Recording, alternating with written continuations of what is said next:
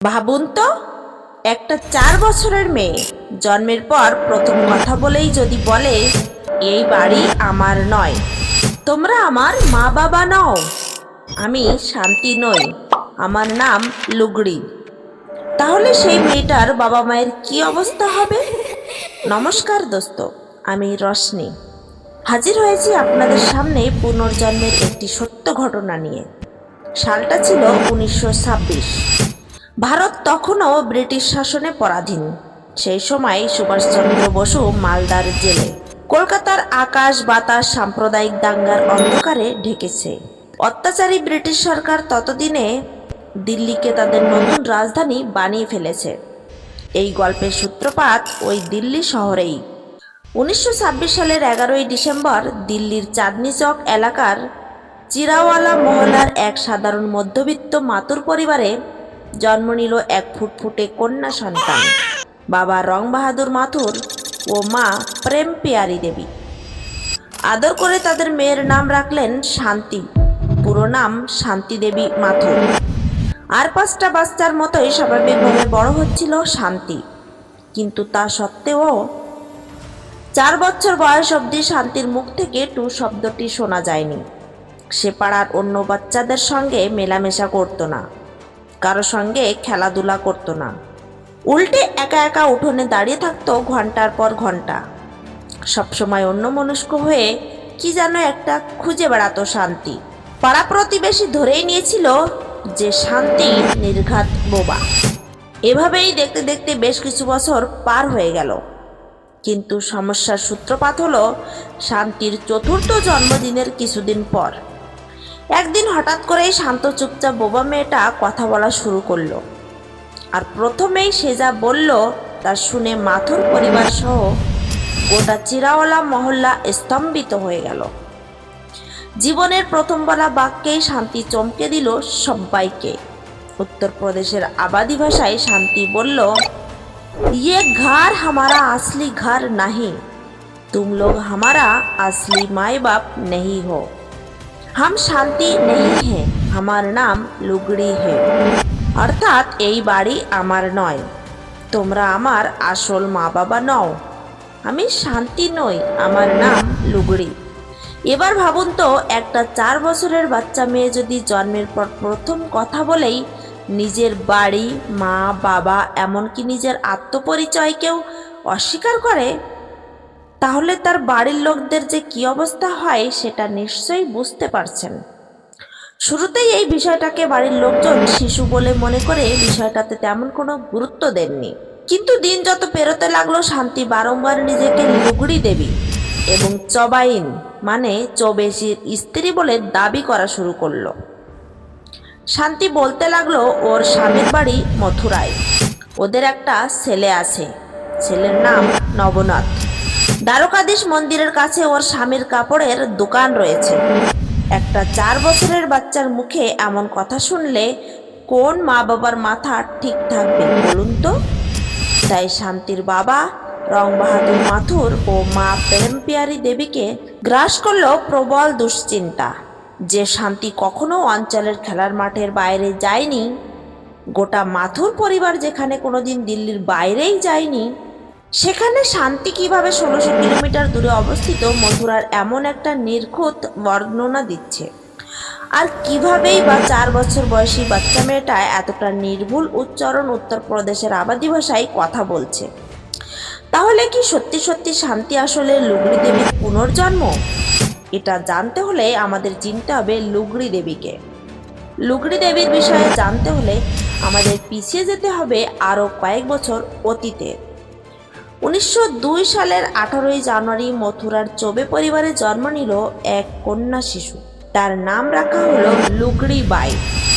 একে তো নিম্ন মধ্যবিত্ত পরিবার, তার উপর 4 ছেলে মেয়ের খরচ সামলানো, তাই সংসারের খরচ চালাতে গিয়ে হিমশিম খাওয়া লুগড়ির বাবা 10 বছর বয়সী লুগড়ির বিয়ে ঠিক করেন মথুরার এক ধনী কাপড় ব্যবসায়ী কেদারনাথ চবের সঙ্গে। মেয়ের বিয়ের পণ জোগাড় করতে আত্মীয়দের কাছে ঋণ পর্যন্ত নিতে হয়েছিল লুগড়ির বাবাকে। পাত্র কেদারনাথ চবের একটা কাপড়ের দোকান ছিল মথুরায়, আর অন্যটা ছিল হরিদ্বারে। কেদারনাথের প্রথম স্ত্রী মারা গিয়েছিলেন, তাই লুগড়ির সঙ্গে দ্বিতীয়বার বিয়ের পিঁড়িতে বসেন তিনি। তবে বিয়ের পর থেকেই লুগড়িকে চোখে হারানো শুরু করেন কেদারনাথ। শান্ত, সহজ সরল ঠাকুর ভক্ত লুগড়ির অমায়িক ব্যবহার মন জিতে নেয় কেদারনাথ সহ গোটা চবে পরিবারের। নিজের থেকে বয়সে অনেকটা ছোট হওয়ায় লুগড়িকে ভীষণই স্নেহ করতেন কেদারনাথ। তাই লুগড়ি দেবী যতদিন না প্রাপ্তবয়স্ক হয়েছিলেন ততদিন সন্তানের কথা ভাবেননি কেদারনাথ চবে। কিন্তু লুগড়ি দেবী প্রথমবার গর্ভবতী হওয়ায় যে সন্তানের জন্ম দিলেন সেই সন্তানের শরীরে কোনো প্রাণ ছিল না। চিকিৎসকেরা লুগড়ি দেবীকে দেখেই কেদারনাথ চবেকে নিদান দিলেন স্ত্রীর বিশেষ যত্ন নিতে, কারণ লুগড়ি দেবী শারীরিকভাবে ভীষণই দুর্বল। লুগড়ির যাতে যত্নের কোনো অভাব না হয় তাই যৌথ পরিবার সেরে অন্য একটা বাড়ি করেন কেদারনাথ। সেখানে পরিচারক পরিচারিকা রেখে লুগড়িকে শারীরিকভাবে সবল করে তোলেন কেদারনাথ। এরপর 1925 সালে দ্বিতীয়বার সন্তান সম্ভবা হন লুগড়ি দেবী। কিন্তু এবার কেদারনাথ তার বাড়িতে সন্তান প্রসব করানোর রিস্ক নিলেন না। আগ্রার একটা সরকারি হাসপাতালে তিনি ভর্তি করিয়ে দিলেন নিজের প্রাণের চেয়ে প্রিয় স্ত্রী লুগড়িকে। 25শে সেপ্টেম্বর 1925 শারীরিক নানান সমস্যার প্রতিকূলতা পার করে অপারেশনের মাধ্যমে লুগড়ি দেবী জন্ম দিলেন এক পুত্র সন্তানের। কেদারনাথ ও লুগড়ি মিলে সেই সন্তানের নাম রাখলেন নবনীত লাল। নবনীত লাল চবে সবকিছুই ঠিকঠাক চলছিল, কিন্তু নবনীতের যখন মাত্র 9 দিন বয়স আচমকাই লুগড়ি দেবীর শারীরিক অবস্থা দ্রুত পরিবর্তন ঘটল। সুস্থ স্বাভাবিক লুগড়ি দেবী হঠাৎই অস্থির হয়ে উঠলেন। শুরু হলো প্রথম শ্বাসকষ্ট। খবর পেয়ে কেদারনাথ ছুটে গেলেন হাসপাতালে। লুগড়ি দেবী কেদারনাথের হাতটা ধরে বললেন, আমাকে ভুলে যেও না, আমি আবার ফিরব। 1925 সালের 4 অক্টোবর স্বামীর হাত ধরেই মৃত্যুর কোলে ঢলে পড়লেন লুগড়ি দেবী। পাশের একটা ছোট্ট বিছানায় তখন হাত পা নেড়ে খেলতে ব্যস্ত ছোট্ট নবনীত লাল। লুগড়ি দেবীর মৃত্যুর ঠিক 1 বছর 2 মাস 7 দিনের মাথায় দিল্লিতে জন্ম হয় শান্তির। আর জন্মের 4 বছরের মাথাতেই শান্তি বলে ওঠে, আমি শান্তি নই, আমার নাম লুগড়ি। শুনতে ভীষণ আশ্চর্যজনক লাগলেও শান্তি ও লুগড়ি দেবীর দুটি জীবনকে কোনো এক অদৃশ্য শক্তি যেন একই সুতোয় বেঁধে দিয়েছিল। কিন্তু তারপর কি ঘটল শান্তির? তার সঙ্গে কি দেখা হলো কেদারনাথ চবের? চলুন এবার সেটাই জানা যাক। দিন যত পেরোচ্ছিল শান্তির পুনর্জন্মের স্মৃতিগুলো যেন আরও স্পষ্ট হয়ে উঠছিল। সে নিজের মথুরার বাড়ির বিষয়ে এমন সব বিবরণ দিতে লাগলো যা শুনে মনে হতো শান্তি যেন ওই বাড়িতেই বহু বছর ছিল। শান্তি মাঝে মধ্যেই বলতো, আমাদের মথুরার বাড়ির দেওয়ালগুলো সব হলুদ রঙের, উঠোনের ঠিক মাঝখানেই একটা কুয়ো আছে। এরই মধ্যে একদিন শান্তির মা প্রেম পিয়ারি দেবী মেয়েকে মাংস খেতে দিল। শান্তি চিৎকার করে বলে উঠল, আমি ব্রাহ্মণ পরিবারের বউ, আমাকে মাংস দিচ্ছ কেন? আমি শুধু সাত্ত্বিক খাবার খাই। শুধু খাবার নয়, মাথুর পরিবারের জামা কাপড়ের প্রতিও তীব্র অনীহা তৈরি হয়েছিল শান্তির। মা জামা কাপড় পরাতে গেলে শান্তি বলে উঠত, এসব সস্তা জামা কাপড় পরাও কেন আমাকে?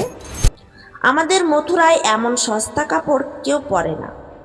জীবনের প্রত্যেকটা পদক্ষেপের সঙ্গে মথুরার তুলনা করা, বারংবার স্বামী ও ছেলের বিষয়ে কথা বলা এবং হঠাৎ হঠাৎ মথুরায় যাওয়ার বায়না।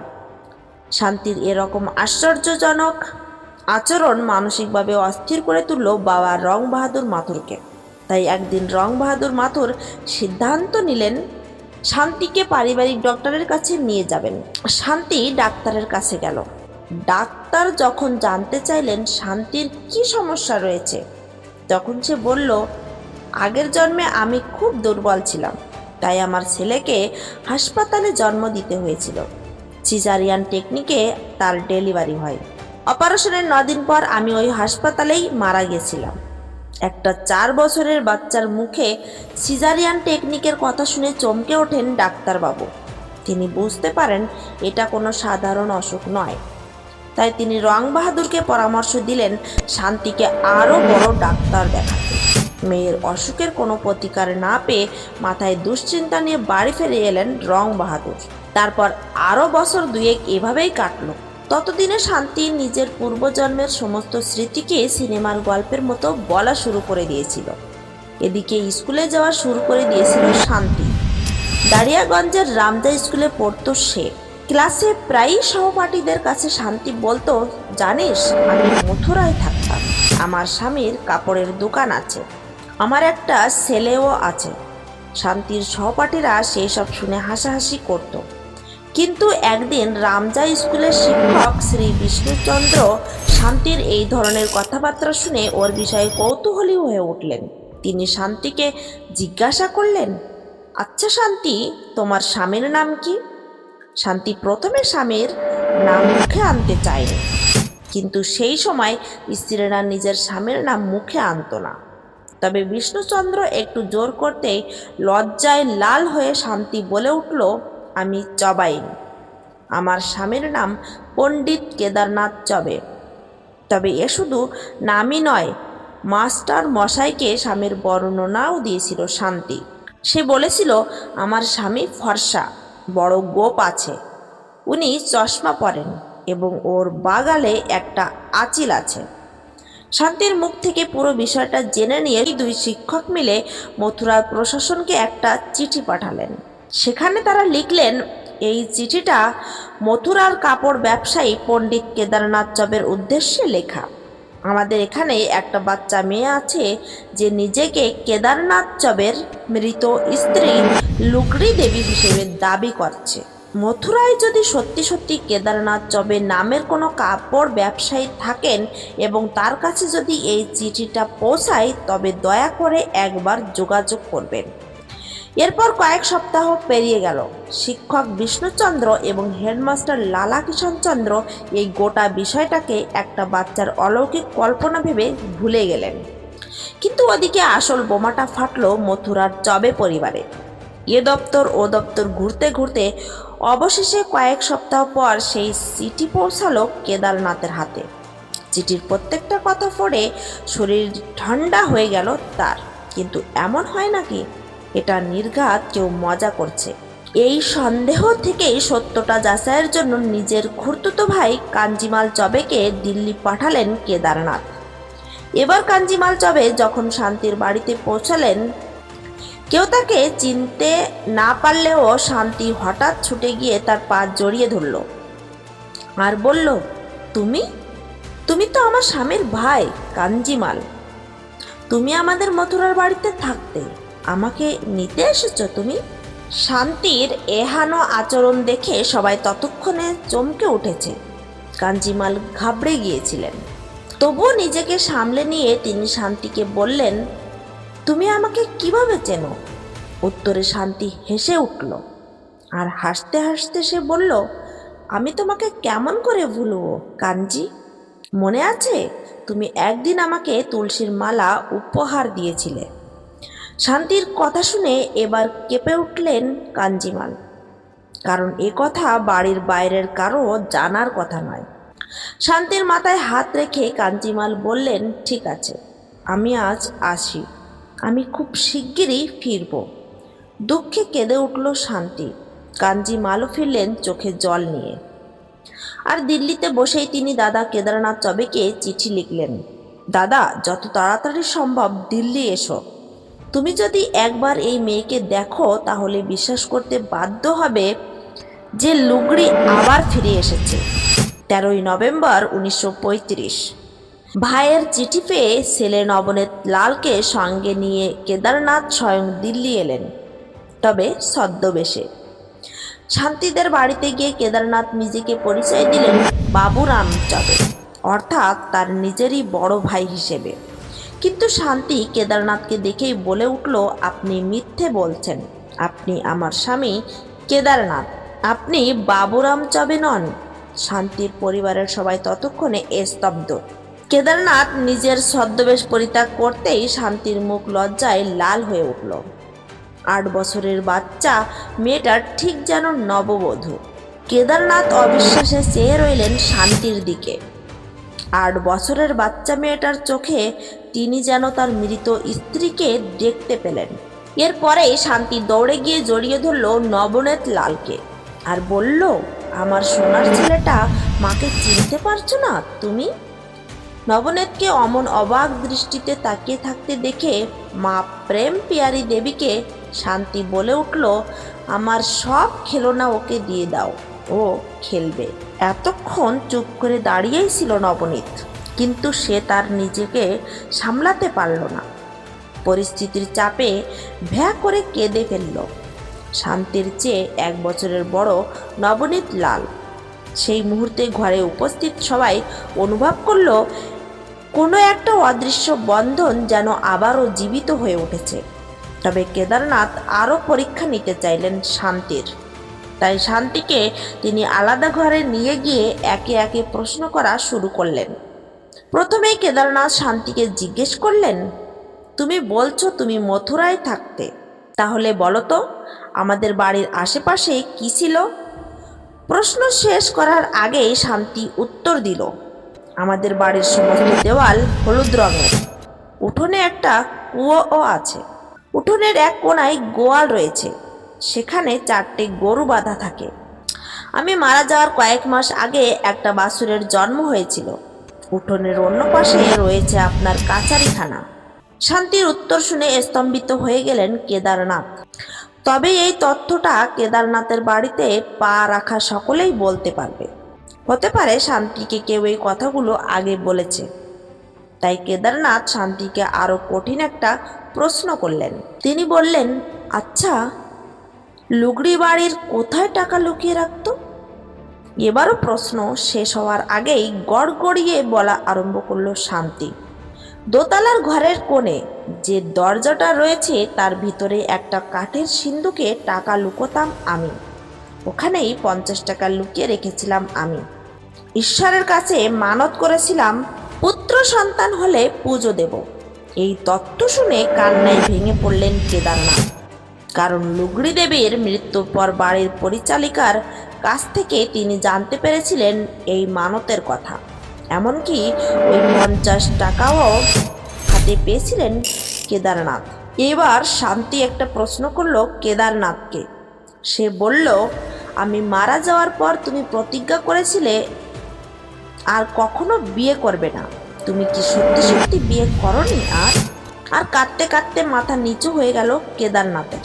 তিনি বললেন, আমি কথা রাখতে পারিনি। ছেলেকে একা সামলাতে পারছিলাম না, আমায় ক্ষমা করো। এরপর কেদারনাথ শান্তিকে এমন অনেক প্রশ্ন করলেন যা অন্য কারোর জানার কথা নয়। লুগড়ির অসুস্থতা, তার হাঁটুর ব্যথা, এমনকি দুজনের ব্যক্তিগত সম্পর্ক, এই সমস্ত বিষয়ে কথা হলো শান্তি আর কেদারনাথের। শেষমেশ কাঁদতে কাঁদতে বেরিয়ে এসে কেদারনাথ ঘোষণা করলেন, হ্যাঁ, সত্যি সত্যি আমার মৃত স্ত্রী লুগড়ি ফিরে এসেছে। ব্যাস, এই কথাটা ঘোষণায় কৌতূহলের আগুন জ্বালিয়ে দিল গোটা রাজধানীতে। 1935 সালের নভেম্বর মাসে তারা শান্তি দেবীকে নিয়ে মথুরার পথে রওনা দিলেন। জন্মানোর পর 9টা বছর সময় লেগে গেল শান্তি অর্থাৎ লুগড়ি দেবীর মথুরাতে নিজের স্বামীর বাড়ি ফিরতে। যদি শান্তি দেবীর এই ঘটনাটা আপনাদের পুরোপুরিভাবে সাজানো নাটক বলে মনে হয়, তাহলে কোন জিনিসটা দেখে মিথ্যে বলে মনে হলো ওটাও অবশ্যই জানাবেন। কারণ আজকের যুগে দাঁড়িয়ে আপনাদের মতামতটাও ইতিহাসের একটা দলিল হিসেবে কাজ করবে। আজকের মতো আমার এই ভিডিওটা এখানেই শেষ করছি।